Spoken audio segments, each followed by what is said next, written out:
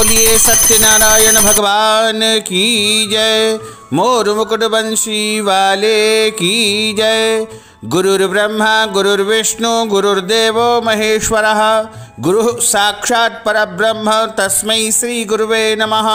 सच्चिदानंद रूपाय विश्वोत्पत्त्यादिहेतवे तापत्रय विनाशाय श्रीकृष्णाय वयं नमः। श्री सत्यनारायण भगवान की कथा। प्रथम अध्याय। एक समय की बात है, नैमिषारण्य तीर्थ में शौनकादि 88,000 ऋषियों ने सूत जी महाराज से पूछा, इस कलयुग में वेद विद्या रहित मनुष्यों को प्रभु की भक्ति कैसे मिलेगी तथा उनका उद्धार कैसे होगा। हे मुनिश्रेष्ठ, कोई ऐसा तप बतलाइए जिससे थोड़े समय में पुण्य की प्राप्ति हो जाए और मनवांछित फल मिल जाए। इस प्रकार की कथा सुनने की हम इच्छा रखते हैं। सर्व शास्त्रों के ज्ञाता सूत जी महाराज बोले, हे वैष्णव में पूज्य, आप सभी ने प्राणियों के हित की बात पूछी है, इसलिए एक ऐसे श्रेष्ठ व्रत को आप लोगों को बताऊंगा जिसे नारद जी ने भगवान श्री हरि लक्ष्मी नारायण जी से पूछा था और लक्ष्मीपति ने मुनि श्रेष्ठ नारद जी से कहा था। आप सब इसे ध्यानपूर्वक सुनिए। एक समय की बात है, योगीराज नारद जी दूसरों के हित की इच्छा लिए अनेक लोकों में भ्रमण करते मृत्यु लोक में आ पहुंचे। यहाँ उन्होंने अनेक योनियों में जन्मे प्रायः सभी मनुष्यों को अपने कर्मों द्वारा अनेकों दुखों से पीड़ित देखा।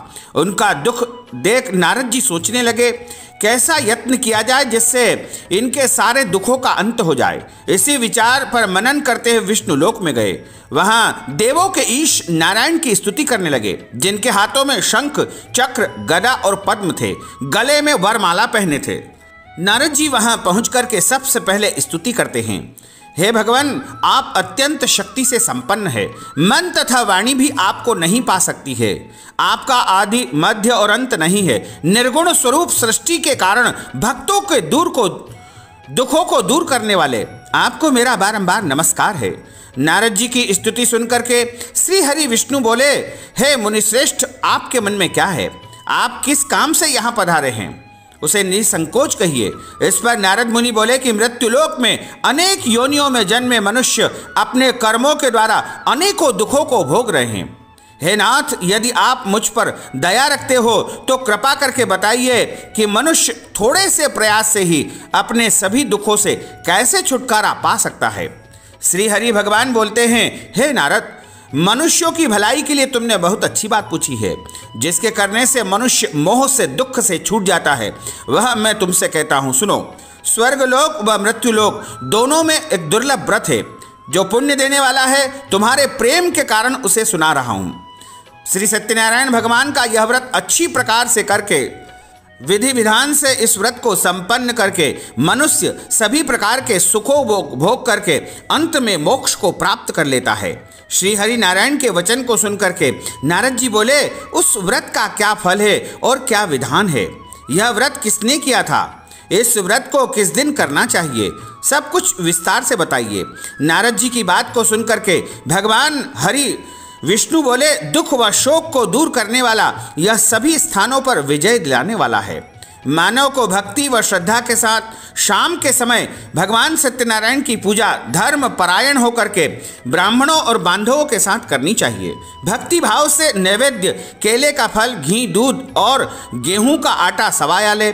गेहूं के स्थान पर साठी का आटा, शक्कर अथवा गुड़ लेकर के सभी भक्षण योग्य पदार्थों को मिला करके भगवान को भोग लगाए। ब्राह्मणों सहित बंधु बांधवों को भोजन करवावे, उसके बाद स्वयं भोजन करे। भजन कीर्तन के साथ में भगवान की भक्ति में लीन हो जाएं। इस तरह सत्यनारायण भगवान की कथा का जो है यह व्रत करने से मनुष्य की सारी इच्छाएं निश्चित पूरी हो जाती है। इस कली काल में, कलयुग में, मृत्युलोक में मोक्ष का यही एक सरल उपाय है। श्री स्कंद पुराणे रेवाखंडे सत्यनारायण कथायां महा प्रथम पुष्प श्री सत्यनारायण अर्पणमस्तु। बोलिए श्री सत्यनारायण भगवान की जय। अथ द्वितीयो अध्याय। सूत जी महाराज बोले, हे ऋषियों, जिसने पहले समय में इस व्रत को किया था उसका इतिहास कहता हूँ, ध्यान से सुनो। सुंदर काशीपुरी नगरी में एक गरीब ब्राह्मण रहता था। भूख प्यास से परेशान होकर के इस पृथ्वी पर इधर उधर भ्रमण करता था। ब्राह्मणों से प्रेम करने वाले भगवान ने एक दिन ब्राह्मण का वेश धारण करके उस निर्धन के पास जाकर के पूछा, हे विप्र, नित्य दुखी होकर के तुम पृथ्वी पर क्यों घूमते रहते हो? हे दीन, आखिर तुम्हें किस प्रकार का दुख है? वह दीन ब्राह्मण बोला कि मैं निर्धन ब्राह्मण हूँ और भिक्षा वृत्ति के लिए नगर में पृथ्वी पर भ्रमण करता हूँ। हे भगवान, यदि आप इसका कोई उपाय जानते हो तो कृपा करके मुझे बताइए। वृद्ध ब्राह्मण कहते हैं कि सत्यनारायण भगवान का जो मनोवांछित फल देने वाला पूजन है उसको तुम करो। उसको करने से सारे दुखों से तुम मुक्त हो जाओगे। वृद्ध ब्राह्मण बनकर के आए सत्यनारायण भगवान उस निर्धन ब्राह्मण को व्रत का सारा विधान बता करके वहीं पर अंतर्ध्यान हो गए। ब्राह्मण मन ही मन सोचने लगा कि जिस व्रत को वृद्ध ब्राह्मण कह करके मुझसे गए हैं उसे मैं अवश्य ही करूंगा। ऐसा उसने मन में निश्चय कर लिया। अब उसे रात भर नींद नहीं आई। प्रातःकाल जल्दी उठ करके सत्यनारायण भगवान के व्रत का निश्चय करके भिक्षा वृत्ति के लिए नगर में निकल गया। उस दिन उस ब्राह्मण को भिक्षा वृत्ति में बहुत सारा धन मिला, जिससे उसने बंधु बांधवों के साथ विधि विधान से सत्यनारायण भगवान का व्रत पूजन संपन्न किया। भगवान श्री सत्यनारायण का व्रत संपन्न करने के बाद वह गरीब ब्राह्मण सभी दुखों से छूट गया और अनेक प्रकार की संपत्तियों से युक्त हो गया। उसी समय यह ब्राह्मण हर एक माह सत्यनारायण भगवान का पूजन अर्चन करने लगा था। इस तरह सत्यनारायण भगवान के व्रत को जो मनुष्य करेगा वह सभी प्रकार के पापों से छूट करके अंत समय में मोक्ष को प्राप्त हो जाएगा। जो मनुष्य इस व्रत को करता है वह सभी दुखों से मुक्त हो जाता है। सूत जी महाराज बोले, इस तरह नारद जी से नारायण जी का कहा हुआ सत्यनारायण भगवान का व्रत मैंने तुमसे कहा है। हे विप्रो, अब और क्या कहूँ? ऋषि बोले, हे मुनिवर, संसार में उस विप्र से सुन करके किस किस ने इस व्रत को किया, हम सब इस बात को सुनना चाहते हैं। इसके लिए हमारे मन में श्रद्धा का भाव है। हे मुनियों, जिसने इस व्रत को किया वह सुनो। सूत जी महाराज कहते हैं कि एक समय वही विप्र धन और ऐश्वर्य के अनुसार अपने बंधु बांधवों के साथ इस व्रत को करने के लिए तैयार हुआ। उसी समय एक लकड़ी बेचने वाला लकड़हारा वृद्ध वहां पर आया। लकड़ियों का बोझा बाहर रख करके ब्राह्मण के घर में जल पीने की इच्छा से गया और उनको नमस्कार करके जल पिया और उसके बाद प्रसाद उसने प्राप्त किया और पूछा कि आप यह क्या पूजन कर रहे हैं और इसके करने से क्या फल मिलता है? कृपा करके मुझे भी आप अवगत कराइए। उन ब्राह्मण ने कहा कि सब मनोकामनाओं को पूर्ण करने वाला यह भगवान श्री सत्यनारायण का व्रत एवं पूजन में कर रहा हूँ और इनकी कृपा से ही मेरे घर में धन धान्य की वृद्धि हुई है। उन ब्राह्मण से सारा व्रत का विधि विधान जान करके लकड़हारा बहुत प्रसन्न हुआ और चरणामृत प्रसाद लेकर के वह अपने घर को गया। लकड़हारे ने मन ही मन निश्चय कर लिया कि आज गांव में लकड़ी बेचने से जो भी धन मिलेगा उसी से मैं सत्यनारायण भगवान का पूजन तथा उत्तम व्रत करूंगा। मन में इस विचार को लेकर के वह वृद्ध लकड़हारा सिर पर लकड़ियों का बोझ रख करके नगर में लकड़ी बेचने निकल गया। जहां धनी लोग रहते ऐसे सुंदर नगर में गया। उस दिन उसे लकड़ियों का 2 गुना चौगुना दाम यानी मूल्य प्राप्त हो गया। वह बूढ़ा लकड़हारा बड़ा प्रसन्न हुआ और उसने बाजार जाकर के केले, शक्कर, घी, दूध, दही और गेहूं का आटा लेकर के सत्यनारायण भगवान के व्रत की अन्य सभी सामग्रियां लेकर के अपने घर आया। वहां उसने अपने बंधु बांधवों को बुला करके विधि विधान से सत्यनारायण भगवान का पूजन और व्रत किया और इस व्रत के प्रभाव से वह वृद्ध लकड़हारा धन, पुत्र आदि से युक्त होकर के संसार के समस्त सुखों को भोग करके अंत समय में वैकुंठ लोक को चला गया। श्री स्कंद पुराणे रेवाखंडे सत्यनारायण व्रत कथायामः द्वितीय पुष्प श्री सत्यनारायण अर्पणमस्तु। बोलिए सत्यनारायण भगवान की जय। अथ तृतीयो अध्याय। सूत जी महाराज कहते हैं, हे श्रेष्ठ मुनियों, अब आगे की कथा कहता हूँ। पहले समय में उल्कामुख नाम का बड़ा बुद्धिमान राजा था। सत्यवक्ता और जितेंद्री था। प्रतिदिन मंदिर जाकर के गरीब को और ब्राह्मणों को दान दक्षिणा दिया करता था तथा गरीबों को धन देकर के उन्हें कष्ट दूर किया करता था। उनकी पत्नी का नाम जो है कमल के समान मुख वाली थी और बड़ी ही सती साध्वी थी। भद्रशिला नदी के किनारे पर एक दिन सत्यनारायण भगवान का वह पूजन कर रहे थे। उसी समय साधु नामक एक वैश्य भी वहां पर आया, एक बनिया वहां आया। उसके पास व्यापार करने के लिए बहुत सा धन भी था। राजा को व्रत करते देख करके वह विनती करके पूछने लगा कि हे राजन, भक्ति भाव से पूर्ण होकर के आप यह क्या कर रहे हैं? मेरी सुनने की इच्छा है, आप कृपा करके मुझे बताइए। राजा बोले, हे साधु, अपने बंधु बांधवों के साथ पुत्र प्राप्ति के लिए, संतान प्राप्ति के लिए महाशक्तिवान श्री सत्यनारायण भगवान का व्रत तथा पूजन कर रहा हूं। राजा के वचन को सुन करके साधु बड़े आदर से बोला, हे राजन, मुझे इस व्रत का सारा विधान कहिए। आपके कहे अनुसार मैं भी इस व्रत को करूंगा, क्योंकि मेरे यहाँ कोई संतान नहीं है और इस व्रत को करने से निश्चित रूप से मुझे संतान की प्राप्ति होगी। व्रत का सारा विधि विधान सुन करके व्यापार से निवृत्त होकर के वह साधु नामक बनिया अपने घर पहुंचा और साधु वैश्य ने अपनी पत्नी को संतान देने वाले इस व्रत का वर्णन कह करके सुनाया और कहा कि जब हमारे यहाँ संतान की प्राप्ति हो जाएगी तब हम भी सत्यनारायण भगवान का व्रत तथा पूजन करेंगे। साधु ने इस तरह के वचन अपनी पत्नी लीलावती को कहे। एक दिन लीलावती पति के साथ आनंदित होकर के सांसारिक धर्म में प्रवृत्त होकर के सत्यनारायण भगवान की कृपा से गर्भवती हो गई और ठीक 10वें महीने में उसके गर्भ से एक सुंदर कन्या ने जन्म लिया। दिनों दिन वह ऐसे बढ़ने लगी जैसे कि शुक्ल पक्ष का चंद्रमा बढ़ता है। माता पिता ने अपनी कन्या का नाम कलावती रखा। एक दिन लीलावती ने मीठे शब्दों में अपने पति को याद दिलाया कि आपने सत्यनारायण भगवान के जिस व्रत को करने का संकल्प किया था उसका समय आ गया है, आप इस व्रत को करिए। साधु बोला, हे प्रिय, इस व्रत को मैं इस कन्या के विवाह के समय करूंगा। इस प्रकार अपनी पत्नी को आश्वासन देकर के वह तो नगर में चला गया। कलावती पिता के घर में वृद्धि को प्राप्त हो रही थी, यानी बड़ी हो रही थी। साधु ने एक बार नगर में अपनी कन्या को सखियों के साथ देखा तो तुरंत ही दूत को बुलाया और कहा कि मेरी कन्या के योग्य वर देख करके आओ। साधु की बात सुनकर के दूत कांचनपुर नामक नगर यानी कलकत्ता पहुंचे और वहां देखभाल करके लड़की के लिए सुयोग्य वर की तलाश करके अपने साथ लेकर आए। साधु ने देखा कि बड़ा सुयोग्य लड़का है। उसे देख करके बंधु बांधवों को बुला करके विधि विधान से उसने अपनी पुत्री का विवाह कर दिया। लेकिन दुर्भाग्य की बात है कि साधु ने अभी भी श्री सत्यनारायण भगवान का व्रत नहीं किया। इस पर श्री भगवान क्रोधित हो गए और शाप दिया कि साधु को अत्यधिक दुख मिले। अपने कार्य में कुशल साधु नामक बनिया जमायु को लेकर के समुद्र के पास स्थित होकर के रत्न सागरपुर नगर में गया। वर्तमान में मुंबई जिसे कहा जाता है, वहां जाकर के दामाद ससुर दोनों मिलकर के चंद्रकेतु राजा के नगर में व्यापार करने लगे। एक दिन भगवान श्री सत्यनारायण की माया से एक चोर राजा का धन चुरा करके भाग रहा था। उसने राजा के सिपाहियों को अपने पीछे करते हुए देखा और चुराया हुआ धन वहीं पर रख दिया जहां दोनों ससुर जमाई ठहरे हुए थे। राजा के सिपाहियों ने साधु वैश्य के पास राजा का धन पड़ा हुआ देखा तो वह ससुर जमाई दोनों को बांध करके प्रसन्नता से राजा के पास ले गए और कहा कि हम दोनों चोरों को पकड़ लाए हैं, आप आगे की कार्रवाई की आज्ञा दें। राजा की आज्ञा से उन दोनों को कठिन कारावास में डाल दिया गया। उनका सारा धन उनसे छीन लिया गया।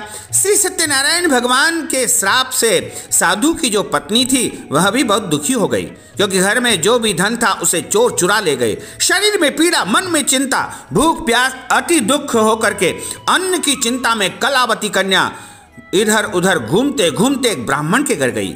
वहां उसने श्री सत्यनारायण भगवान का व्रत होते हुए देखा, फिर कथा भी सुनी। प्रसाद ग्रहण करके रात को जब घर वापस आई तो माता ने कलावती से पूछा कि हे पुत्री, अब तुम कहाँ गई थी और तेरे मन में क्या बसा हुआ है? कलावती ने अपनी माता से कहा कि हे माता, मैंने एक ब्राह्मण के घर में श्री सत्यनारायण भगवान के व्रत को देखा। कन्या के वचन को सुनकर के लीलावती भगवान के पूजन की तैयारी करने लगी। लीलावती ने परिवार व बंधुओं सहित श्री सत्यनारायण भगवान का पूजन किया और उनसे वर मांगा कि मेरे पति तथा मेरे जमाई राजा शीघ्र ही घर को आ जाए। साथ ही यह भी प्रार्थना की कि हम सबके द्वारा यदि कोई अपराध हो गया हो, कोई भूल हो गई हो, तो प्रभु आप क्षमा कर दीजिए। श्री सत्यनारायण भगवान इस प्रकार इस व्रत से संतुष्ट हो गए और राजा चंद्रकेतु को स्वप्न में दर्शन दिया और कहा कि हे राजन, तुम उन दोनों वेश्यों को छोड़ दो और तुमने जो उनका धन लिया है उसे भी वापस लौटा दो। अगर ऐसा नहीं किया तो मैं तुम्हारा धन, राज्य व संतान सभी को नष्ट कर दूंगा। राजा को यह सब कह करके अंतर्ध्यान हो गए। प्रातःकाल सभा में राजा ने अपना स्वप्न सभी को सुनाया। फिर बोले कि वणिक पुत्रों को कैद से मुक्त करके सभा में लाओ। दोनों ने आते ही राजा को प्रणाम किया। राजा मीठी वाणी में बोला, हे महानुभावों, भाग्यवश ऐसा कठिन दुख तुम्हें प्राप्त हुआ था, लेकिन अब तुम्हें कोई भय नहीं है। ऐसा कहकर राजा ने उन दोनों को नए वस्त्र आभूषण पहनाए और जितना धन उनका लिया था उसे दोगुना करके उन्हें ससम्मान वहां से विदा कर दिया गया। वो दोनों राजा को नमस्कार करके अपने घर की तरफ प्रस्थान करते हैं। श्री स्कंद पुराणे रेवाखंडे सत्यनारायण व्रत कथायां तृतीय पुष्प श्री जय सत्यनारायण अर्पणमस्तु। अथ चतुर्थो अध्याय। सूत जी महाराज बोले, वैश्य ने मंगलाचार करके अपनी यात्रा आरंभ की और अपने नगर की ओर चल दिए। उनके थोड़ी दूर जाने पर एक दंडी वेशधारी श्री सत्यनारायण भगवान ने का रूप धारण किया था। वह आकर के उनके सामने खड़े हो गए और दंडी स्वामी के रूप में पूछते हैं कि साधो, तुम्हारी नाव में क्या भरा हुआ है? अहंकार वश हंसता हुआ वह अभिमानी बोला कि हे स्वामी, आप क्यों पूछते हो? क्यों कुछ धन लेने की इच्छा है क्या? लेकिन मेरी नाव में तो बेल के पत्ते ही पत्ते भरे हुए हैं। वैश्य के कठोर वचन को सुनकर के भगवान बोले कि तुम्हारा वचन सत्य हो। दंडी स्वामी ऐसे वचन कह करके वहां से दूर चले गए। कुछ दूर जाकर के समुद्र के किनारे बैठ गए। दंडी स्वामी के जाने पर साधु वैश्य ने नित्य क्रिया के पश्चात नाव को ऊंची उठते हुए देखा और हल्की होकर के नाव को जब देखा तो खोल करके उसमें देखा तो धन के स्थान पर बेल के पत्ते ही पत्ते भरे हुए हैं। धन के स्थान पर पत्ते देख करके साधु नाम का बनिया मूर्छित होकर के पृथ्वी पर गिर पड़ा। मूर्छा खुलते ही वह अत्यंत शोक में डूब गया। तभी उसका दामाद बोला, पिताजी आप शोक क्यों मना रहे हैं? यह दंडी स्वामी ने हमें श्राप दिया है, उनकी शरण में हमें चलना चाहिए, तभी हमारी मनोकामना पूरी होगी। दामाद की बात को सुन करके दंडी स्वामी के पास पहुंचे और अत्यंत भक्तिभाव से उनको प्रणाम किया, नमस्कार किया। बोले, मैंने आपके सामने जो असत्य वचन कहे हैं उनके लिए मैं आपसे क्षमा प्रार्थना करता हूं। मैं बारंबार क्षमा प्रार्थना करता हूं, आप कृपा करके मुझे क्षमा कर दीजिए। ऐसा कह करके महान शोकातुर होकर के वह साधु नामक बनिया उन दंडी स्वामी के सामने जोर जोर से रोने लगा। तब दंडी स्वामी बोले, हे वणिक पुत्र, मेरी ही आज्ञा से तुमको बारंबार दुख प्राप्त हुआ है। मैं कोई और नहीं, स्वयं सत्यनारायण हूं। तुम मेरी पूजा से बहिर्मुख हो गए हो। साधु बोला, हे भगवान, आपकी माया से ब्रह्म आदि देवता भी आपके रूप को नहीं जानते हैं। मैं अज्ञानी कैसे जान सकता हूं? आप प्रसन्न होइए, मैं अपने सामर्थ्य के अनुसार आपकी पूजा अवश्य करूंगा। मेरी रक्षा कीजिए और पहले के समान नाव में धन को भर दीजिए। साधु वेश्य के भक्ति पूर्वक वचन को सुनकर के भगवान उसी समय प्रसन्न हो गए और उसकी इच्छा के अनुसार वरदान देकर के अंतर्ध्यान हो गए। अब दोनों ससुर जमाई नाव पर सवार हुए और नाव धन से भरी हुई थी। फिर वही अपने अन्य साथियों के साथ सत्यनारायण भगवान का पूजन करके अपने नगर को चल दिए। जब उनका नगर समीप आ गया तो दूत को घर पर खबर करने के लिए भेज दिया गया। दूत साधु की पत्नी को प्रणाम करके कहता है कि सेठ जी अपने दामाद के सहित बहुत सारा धन लेकर के नगर के निकट आ चुके हैं। दूत की बातों को सुनकर के साधु की पत्नी लीलावती ने बड़े हर्ष के साथ सत्यनारायण भगवान का पूजन करके अपनी पुत्री कलावती से कहा कि मैं अपने पति के दर्शन करने जा रही हूँ, तुम भी पूजन कार्य पूर्ण करके शीघ्र चली आना। माता के ऐसे वचन को सुन करके कलावती जल्दी में पूजन तो पूर्ण कर लिया, लेकिन भगवान का प्रसाद छोड़ करके अपने पतिदेव के दर्शन करने के लिए चली आई और प्रसाद की अवज्ञा के कारण श्री सत्यनारायण भगवान उस से रुष्ट हो गए और नाव सहित उसके पति को पानी में डुबो दिया गया। कलावती अपने पति को वहां न देख करके रोती हुई पृथ्वी पर गिर पड़ी। नौका को डूबा हुआ देख करके, कन्या को रोता हुआ देख करके साधु दुखी होकर के बोला कि हे प्रभु, मुझसे या मेरे परिवार से जो कोई भूल हुई उसे आप क्षमा कर दीजिए।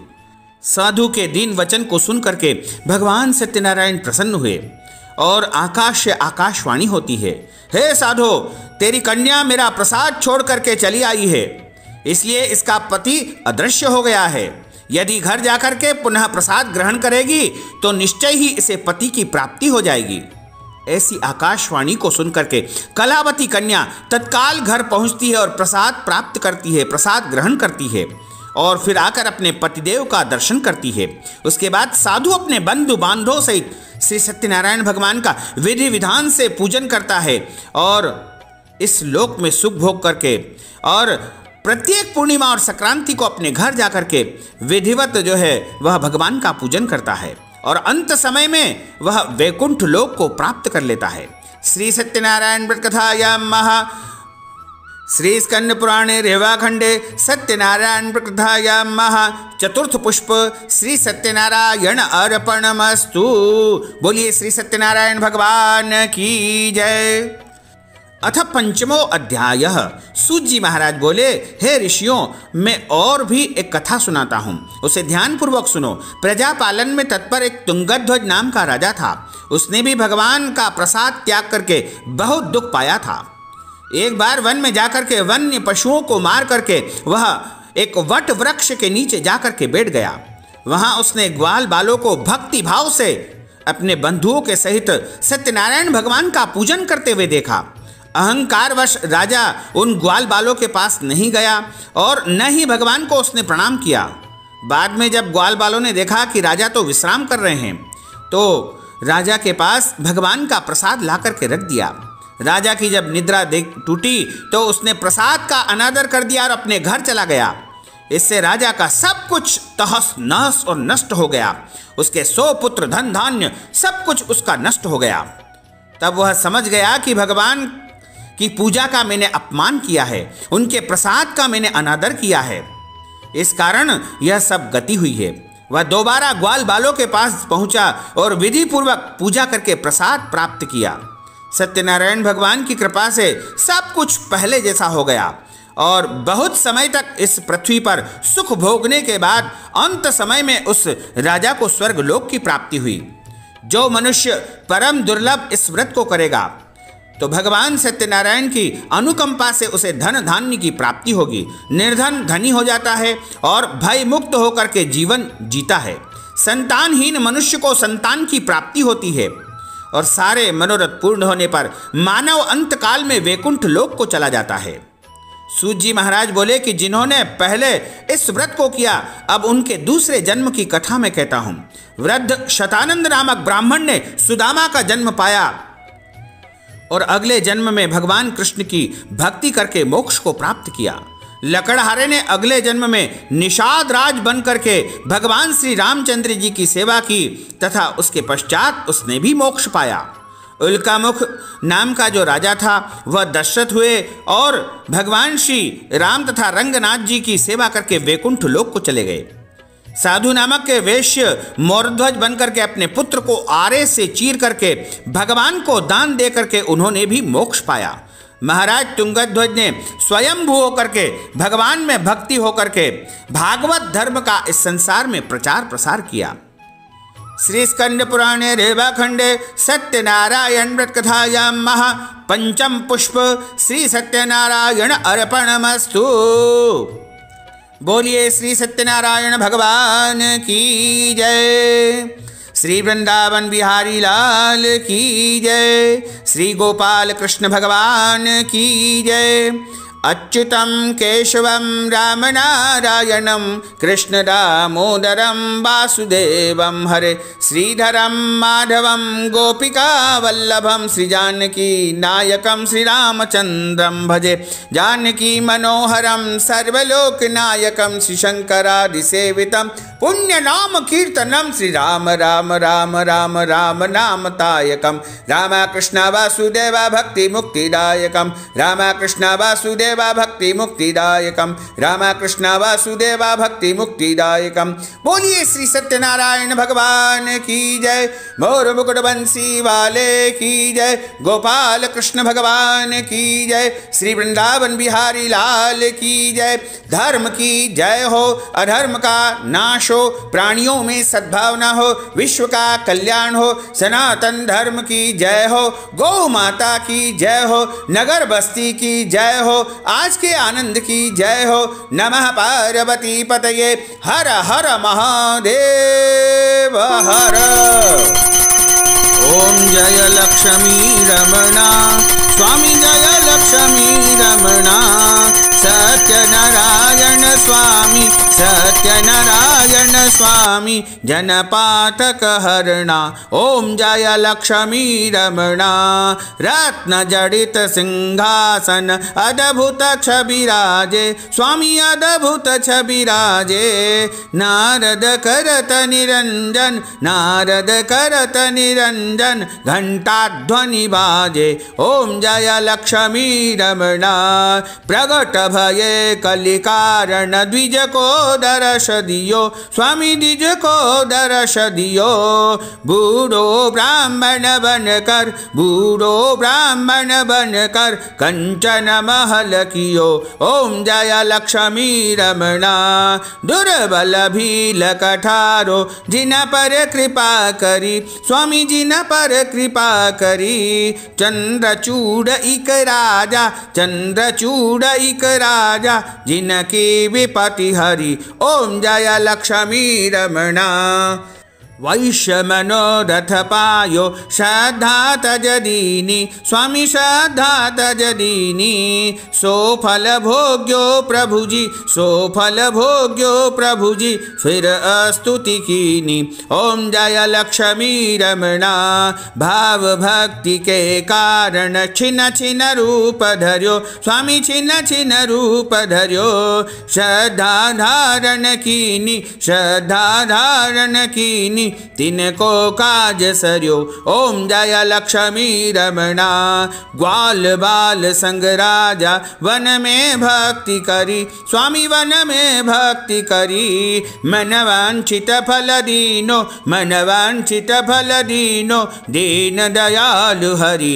ओम जय लक्ष्मी रमणा चढ़त प्रसाद सवायो कदली फल मेवा स्वामी कदली फल मेवा।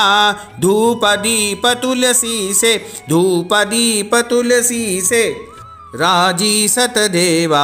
ओम जय लक्ष्मी रमणा सत्यनारायण स्वामी की आरती जो कोई नर गावे स्वामी जो कोई नर गावे। कहत शिवानंद स्वामी जपत हरा हर स्वामी मन वांछित फल पावे। ओम जय लक्ष्मी रमणा जय लक्ष्मी रमणा स्वामी जय लक्ष्मी रमणा। सत्यनारायण स्वामी सत्यनारायण स्वामी जनपातक हरणा। ओम जय लक्ष्मी रमणा। बोलिए श्री सत्यनारायण भगवान की जय, श्री वृंदावन बिहारी लाल की जय, गोपाल कृष्ण भगवान की जय। नमः पार्वती पते हर हर महादेव हर।